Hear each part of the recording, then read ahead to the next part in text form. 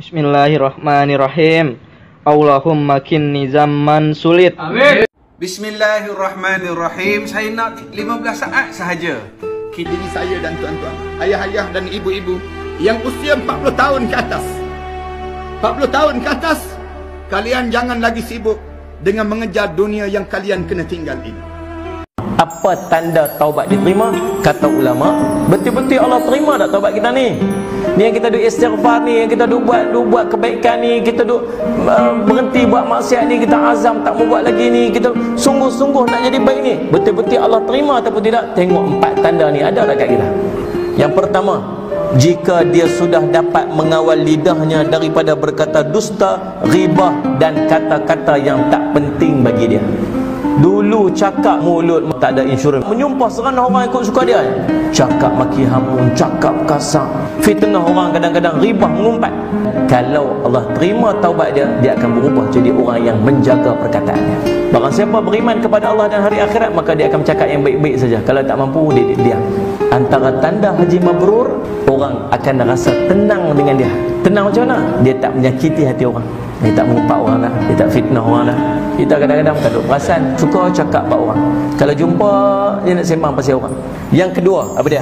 Dia sudah hilang rasa hasad, hilang iri hati dan dengki terhadap manusia lain. Dulu pantang tengok orang dapat lebih sikit, sifat mazmumah dalam hati dia. Tahu pasal apa ada benda ni? Pasal hati tengah tenggelam dalam dosa. Sifat mazmumah tak boleh nak keluar duduk kat dalam. Nui isteri dia duduk kat rumah, abang tengok tu tukang TV pula. Kita kata pergi kat dia lah, tukang TV. Orang jiran sebelah mana tukang TV. Kita duduk, abang tengok TV dia panjang kot tepi, TV kita panjang kot belakang. Dengki, dia pergi kat dia. Tak seronok, dia gelisah tengok kelebihan yang orang dapat. Kalau Allah ampun dosa dia, dia hilang benda ni. Kena dengki buat apa sama-sama orang Islam? Tak sempurna iman seorang dari kamu sehingga dia kasih pada saudara dia sebagaimana dia kasih diri dia sendiri. Syarat kesempurnaan iman orang-orang mukmin ialah dia cinta kat saudara dia macam dia cinta diri dia sendiri. Lepas tu orang Islam tak patut dengki sama orang Islam yang lain. Yang ketiga, dia dijauhi daripada orang-orang fasik, orang jahat.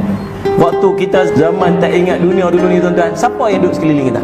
Orang yang macam kita. Tapi bila kita nak berubah jadi baik, kita nak jadi baik, kita azam nak jadi baik, kita nak berubah, siapa yang duduk sekeliling kita? Allah akan gantikan sahabat-sahabat yang sesuai dengan keinginan jiwa kita yang kita nak buat. Ulama kata, bila kita buat dosa, Allah akan jauhkan orang baik daripada kita. Maka kita akan dijauhkan daripada orang-orang yang baik-baik, orang-orang yang soleh. Seorang itu akan duduk di atas landasan agama kawan baik dia. Siapa duduk sekeliling kita, itulah kita. Maka orang yang Allah ampunkan dosa dia, Allah akan susun kehidupan dia. Yang duduk di sekitar dia ialah orang baik-baik. Kita duduk dengan orang baik bukan sebab kita baik tuan-tuan, sebab kita tahu kita tak baik. Sebab tu kita nak duduk dengan orang baik. Kita malu nak buat maksiat sebab yang duduk sekeliling kita ialah orang baik.